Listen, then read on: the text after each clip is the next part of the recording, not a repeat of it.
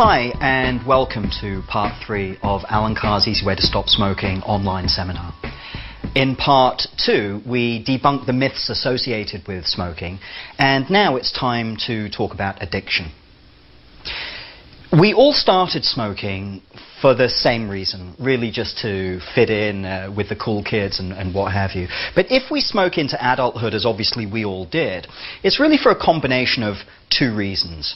Firstly, we become physically addicted to nicotine, and secondly, the brainwashing to which we've been exposed growing up begins to kick in. And it's really a combination of these 2 things, physical addiction to nicotine and the brainwashing, that kind of locks the trap shut.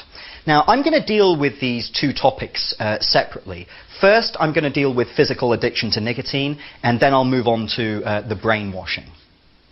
Now, I'm sure that you have come to this conclusion already independently, that at some level you must be physically addicted to nicotine. But what is physical addiction to nicotine? And I think just as importantly, what is physical withdrawal from nicotine?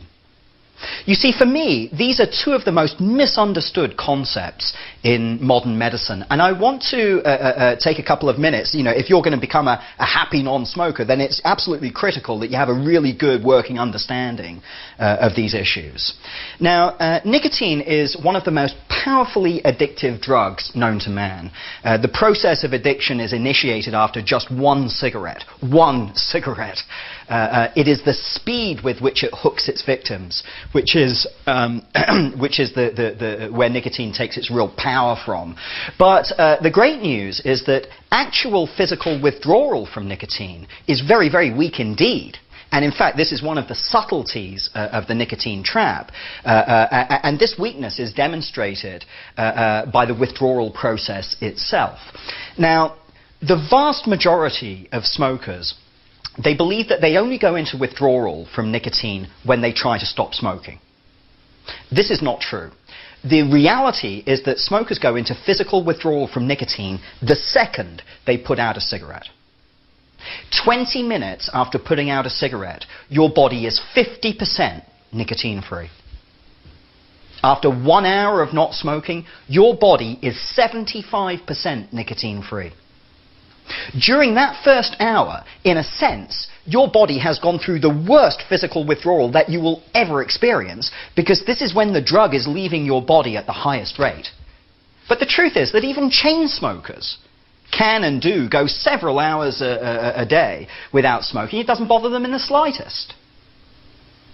If you smoked a cigarette, very last thing before you went to sleep at night and put it out, after 6 hours, if you slept for 6 hours, when you wake up in the morning, your body is 97% nicotine-free. During the night while you've been asleep, your body's been going through physical withdrawal the whole... I mean, this is a physical, a chemical process. It doesn't stop just because you've gone to sleep. The point I'm trying to make here is that physical withdrawal from nicotine is so mild that it doesn't even wake you up. I mean, even heavy smokers routinely sleep through the night, going through physical withdrawal from nicotine the whole time.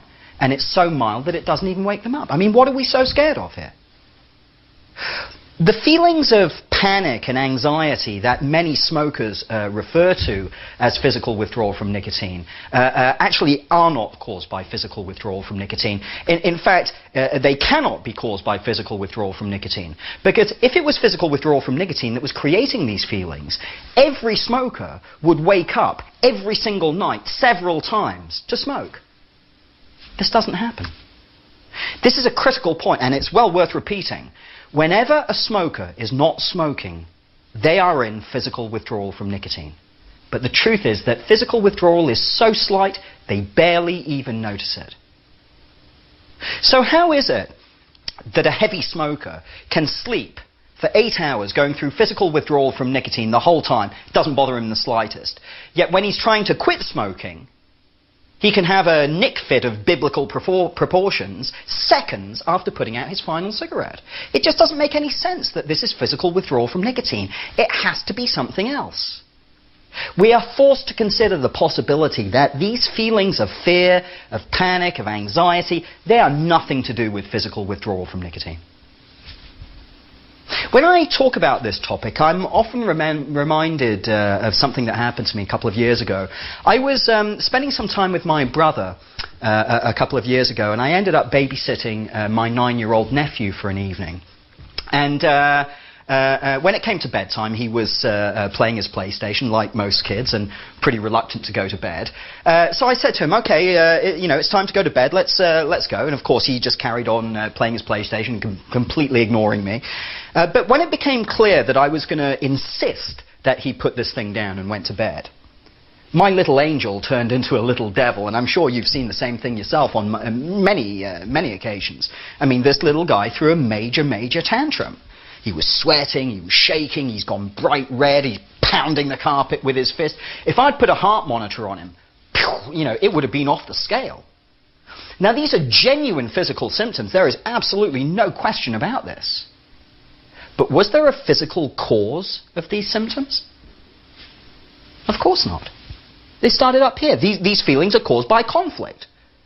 They're caused by, in this case, the conflict of wanting to keep playing PlayStation, but not being allowed to stop, or being forced to stop. And most parents, or many parents, have been down this path. I want to keep playing. You're going to bed. I want to keep playing. You're going to bed. But this is my best score. You're going to bed. I've got to keep playing. You can't. I want to. You can't. Ah! That's where these feelings come from. It's nothing to do with physical withdrawal from PlayStation. It's to do with conflict. And these feelings of frustration, of panic and anxiety, this is precisely what people who are trying to quit smoking using willpower suffer from. You see, it's the conflict again. They want to quit, but because they believe that the cigarette helps them relieve stress or relax, they also want to smoke.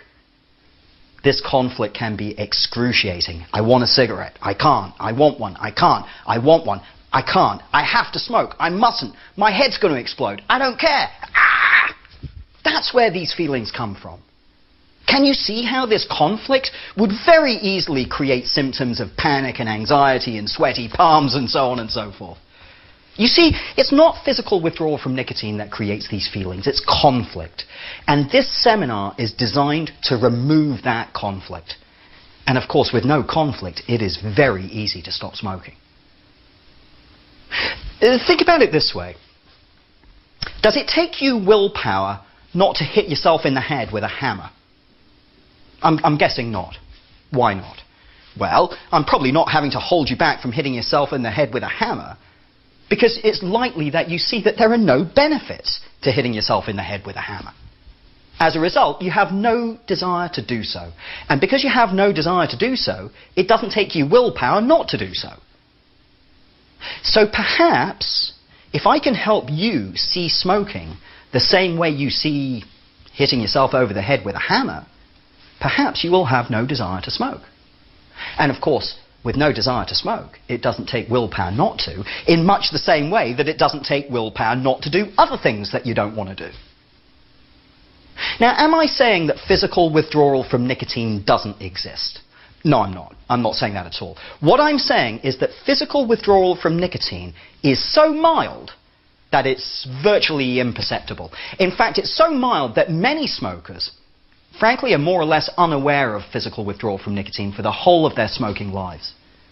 If you feel anything at all at a physical level between smoking your final cigarette in part 5 of this presentation and 72 hours later when the last of the nicotine leaves your body and you are technically no longer an addict, it'll just be a slight empty feeling in the pit of your stomach.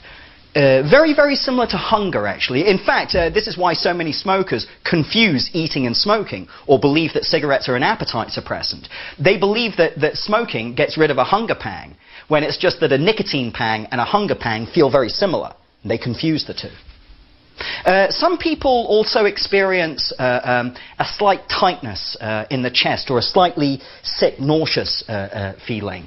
The same feeling you kind of get when you've forgotten something. You've forgotten something important and you don't quite know what it is. This is basically physical withdrawal from nicotine. Everything else, the fear, the panic, the anxiety, the sweaty palms, the irritability, the yearning to smoke, all of these things are nothing to do with physical withdrawal from nicotine. They are genuine physical symptoms, that I will agree, but there is no physical cause of these symptoms. As I mentioned before with the example about PlayStation, it's not physical withdrawal, it's all about conflict and removing that conflict. Our reaction to that slightly empty feeling, which is physical withdrawal from nicotine, our reaction to this feeling is to want to light a cigarette almost automatically. And after years and years and years of repetition, we begin to interpret this feeling as a need to smoke. But if you can't light up, what happens? You want to, you can't, you want to, you can't, you want to, you can't. This develops into a genuinely full-blown anxiety and morphs very often into the other symptoms that I describe, which typically become more pronounced the longer and longer the conflict goes. And of course, when the smoker is eventually able to light up, all of the anxiety, all of the fear, all of the irritability goes. And this is the illusion of pleasure, or the illusion of stress relief that the cigarette provides. We end up giving the cigarette the credit for making us feel a bit better, when of course we should be blaming the previous cigarette for making us feel anxious and edgy and irritable in the first place. I mean, think about it logically. If quitting smoking was all about beating the physical withdrawal, then you could slap a patch on and not even think about smoking. But it doesn't work, does it?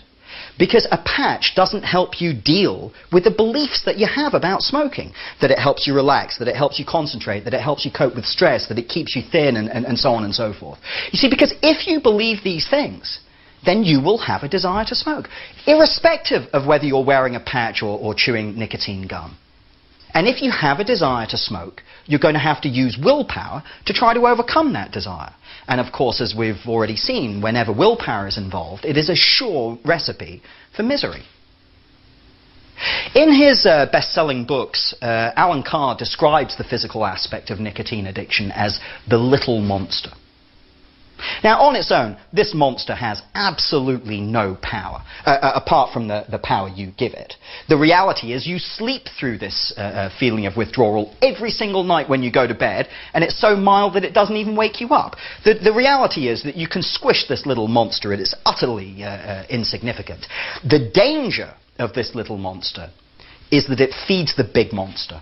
And the big monster is the brainwashing. And that's really what we're going to spend the rest of part 3 talking about.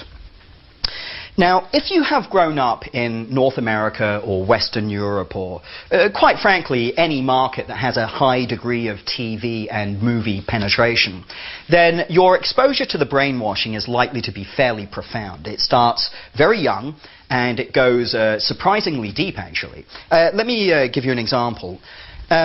When I visit Los Angeles, I usually stay with some friends of ours, Anne and John. And my friends Anne and John are a typical LA couple, actually. Fascist anti-smokers. They don't know any smokers. They don't want to know any smokers. They won't have smoking workmen in the house. I mean, the whole 9 yards. Anyway, one of the times I was visiting them, I